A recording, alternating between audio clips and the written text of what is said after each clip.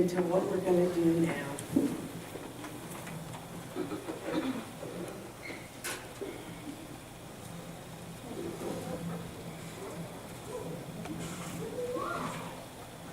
Give me your poor, your tired, your huddled masses, yearning to breathe free. I lift my lamp beside the golden door. These are the lines of a poem called The New Colossus, written by Emma Lazarus, and they are some of the most uplifting words in the world. They adorn the pedestal of the Statue of Liberty, which for over a century has welcomed people to North America. It's a symbol of freedom. It's a symbol of a new way of life for millions of people as they make their way here. Of course, I had the privilege of seeing Lady Liberty when I was in New York a couple of weeks ago, and right next to her, if you've been there, is Ellis Island, which for over 12 million immigrants were processed at Ellis Island between 1892 and 1954. There was a similar processing center in Canada, and I swear for the life of me, I cannot figure out how to pronounce it. Suzanne, would you say it for me, please?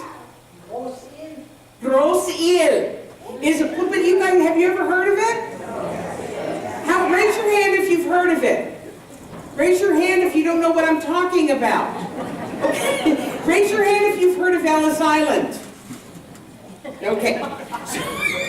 That's kind of my point. So most of the immigrants who were processed either through Ellis Island or through Grosse-Île were escaping prosecution.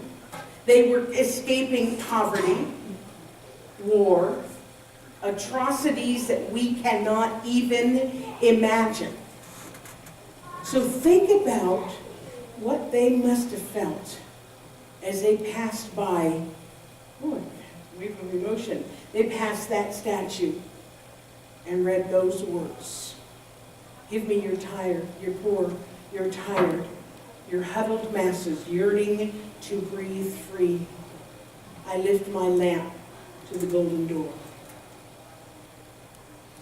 So how interesting was it that as I was in New York City and I was seeing the Statue of Liberty and I was seeing Ellis Island a few weeks ago, back here, we were gearing up for New Member Sunday. Not that our new members are poor or tired or huddled masses.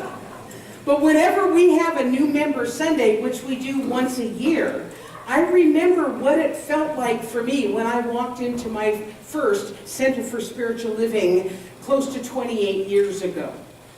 And how amazed I was that there was not only an entire spiritual community, but an entire movement of spiritual seekers. Because for years I thought I was the only one. So I thought that on my spiritual journey, this was the first time I realized that I wasn't alone. Raise your hand if you can relate to that. Yeah. I had found my tribe there in Vista, California. I had found my people. I had found my home. And it was one of the most profound moments of my life. Today we have 17 people who feel that they too have found their spiritual home here.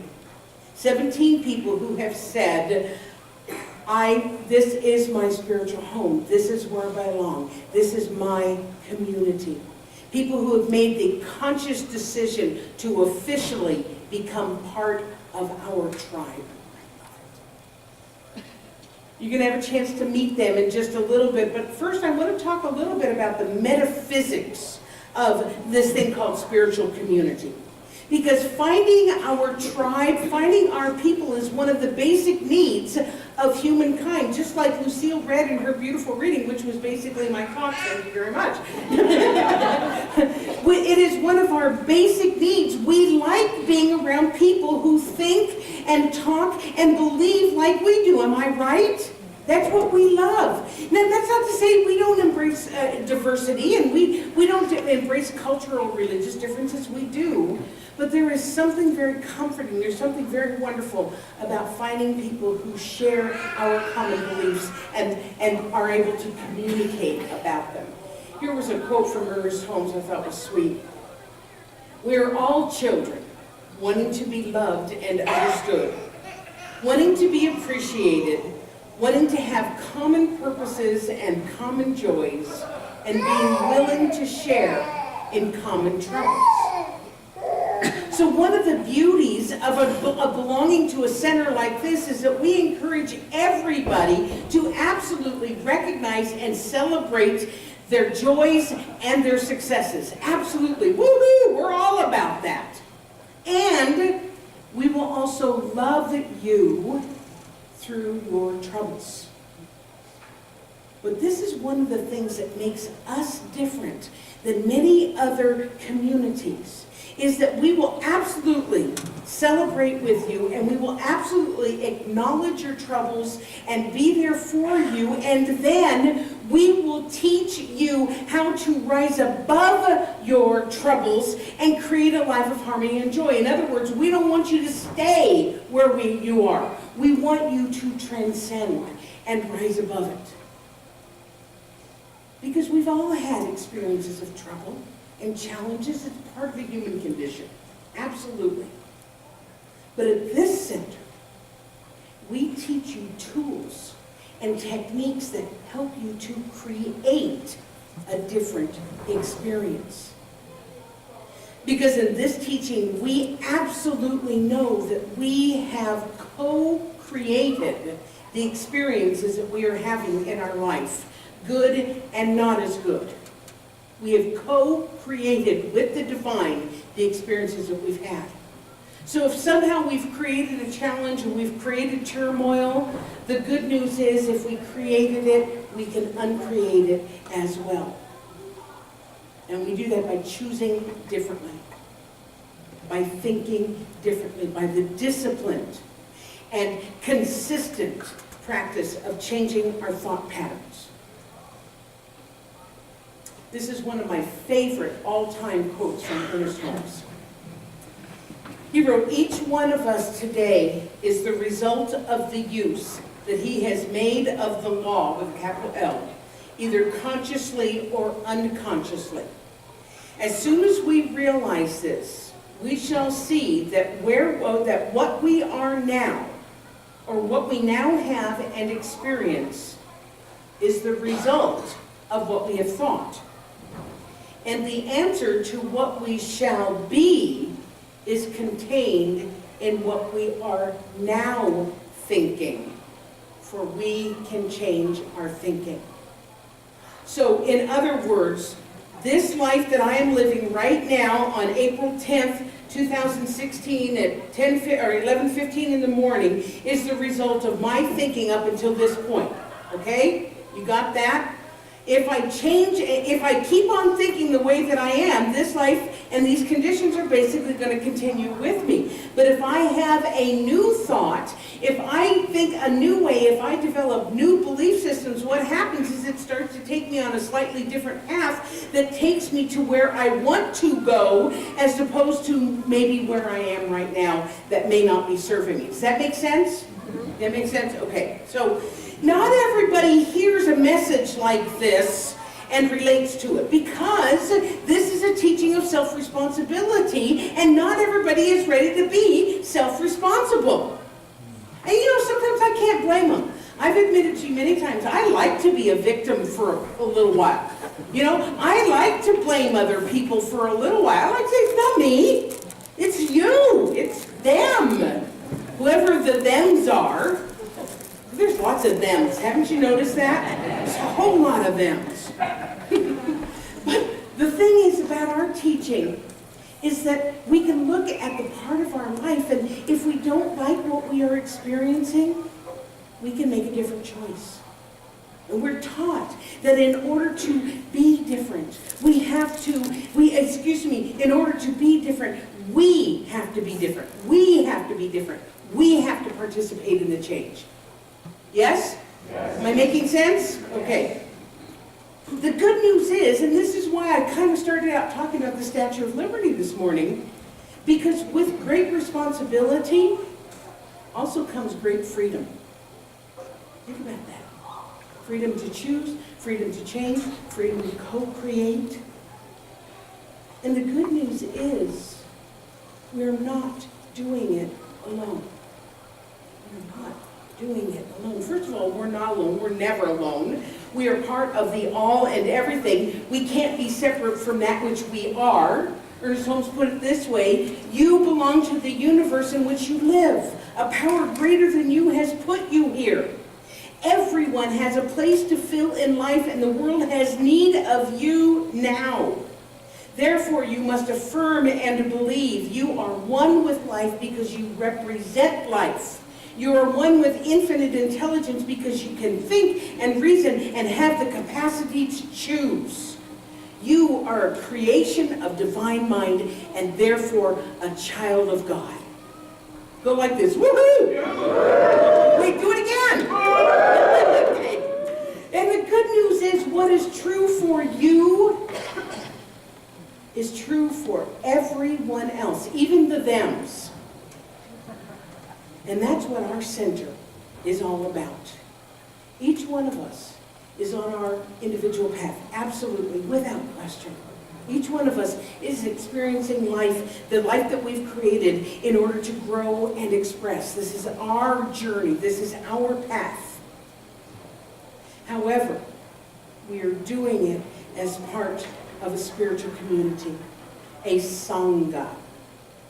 S-A-N-G-H-A, and the definition of Sangha is an association. It's a Sanskrit word. An association, an assembly, company, or community with common goals, vision, or purpose. I love the idea of a Sangha, of a spiritual community where we can be individuals and we can be unified. And we are doing it in harmony. Just like that beautiful duet that Joanne and Oliver did.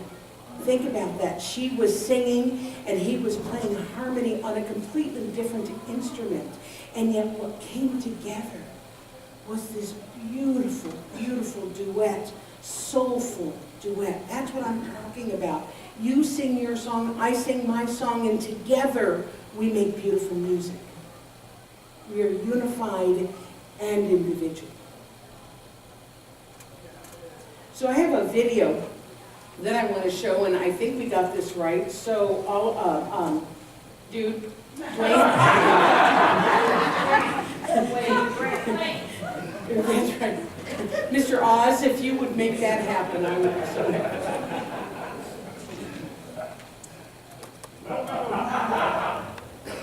No matter where you go in your life, And turn at it some up. point you're going to need somebody to stand by you.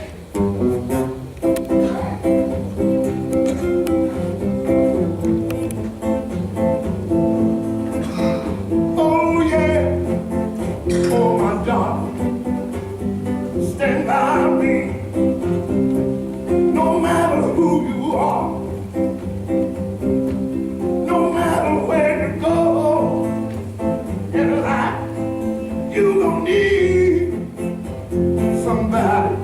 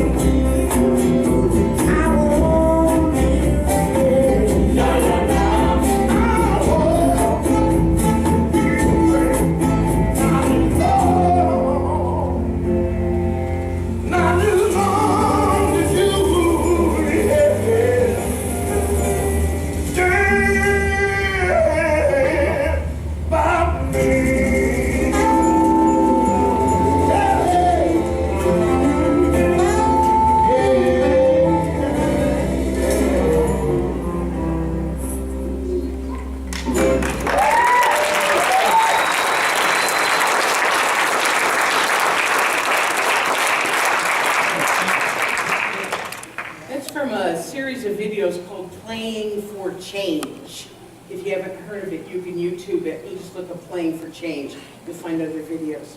So, I would like to now introduce you to the newest members of our Sangha.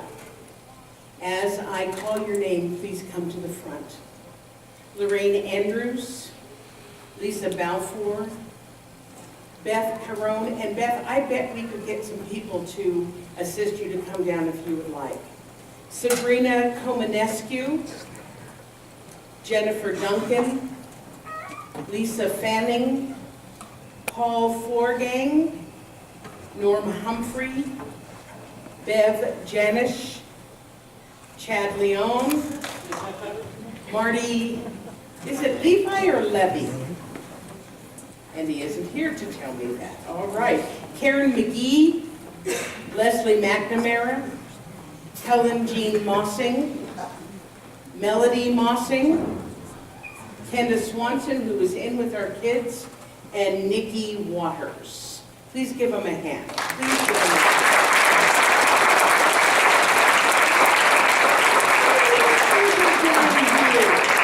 Here's something I'm going to make you do. Will you bring out the snake, please?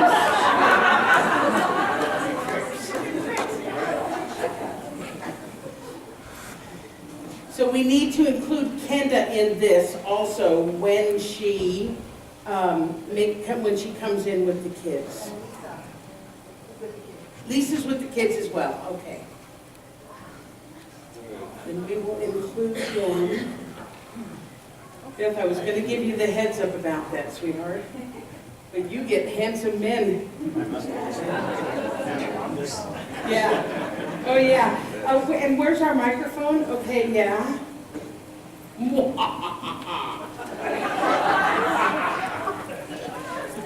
So, we have a pledge that the new members are going to say out loud.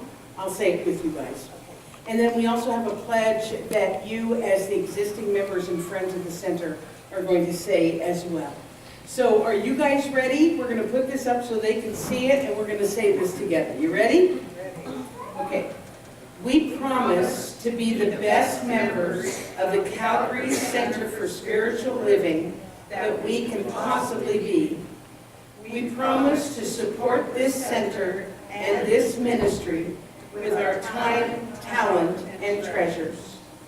We promise to live our lives by the principles of science of mind to the best of our abilities. Knowing that God is at the essence of each of us, we also promise to love you, respect you, and always look for the good in each of you. Thank you for welcoming us into your hearts.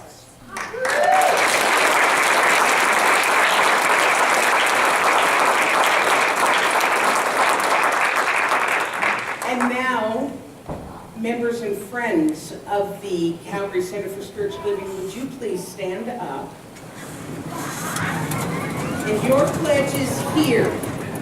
So those of you who are new, they're going to be reading the screen, but they're reading this to you. Okay, are you ready for this?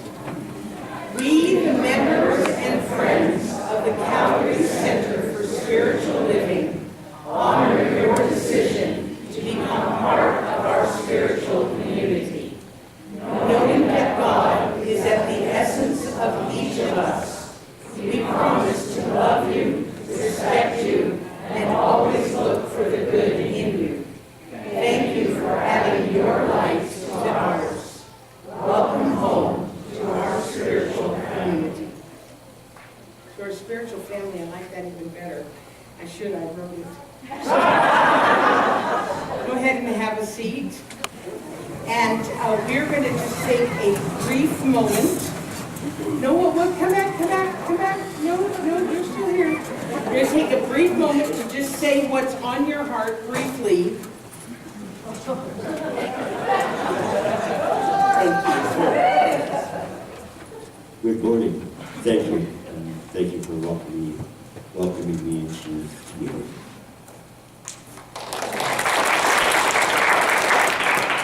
I'm overwhelmed. I don't know if anybody else knew about this, but I certainly didn't. And all I can can say is I have met such nice people here since I got here.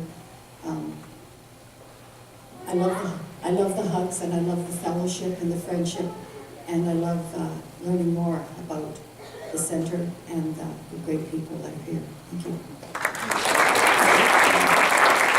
I really don't want to say it. I know some of you, I know a lot of you, and I've met some great new people, and like you said, I feel like this is a family. It's like what you said earlier, it's like I was searching from church to church, the community, this, that, just couldn't find anything, and came back here, and here I am. And I feel very loved by all of you, so.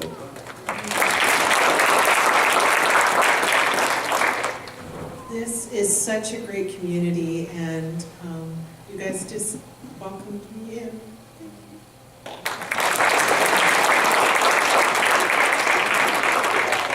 Thank you, looking forward to more.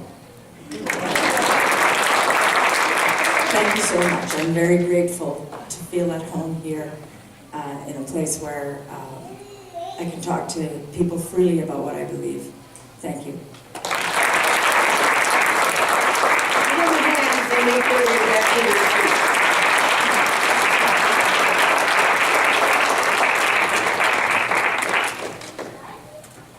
So everybody go like this.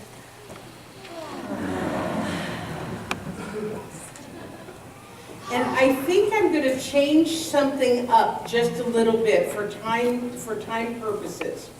So normally what we would do is have our solo and then do our community giving, our conscious giving.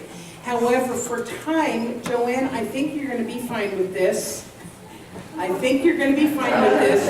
Is that we're going to do the collection while Joanne is singing her second song, and you guys are just going to love her up after that's done, yes? Okay, would our ushers then come forward? And if you guys want to come and get ready. I would never normally do this, but we've got the annual meeting. Did I give any one of you new members my tithe check by any chance? Oh wait, never mind, it's here. Boy, bonus! Let's take our tithes, our gifts, our offerings, and our donations. Hold it to your heart. And let's say our conscious giving affirmation together. I live in a universe of abundance. As I freely and joyfully give, I join in the divine flow. And all that I give returns to me, multiplied abundantly. I am so blessed, and so it is. And while that's going on, please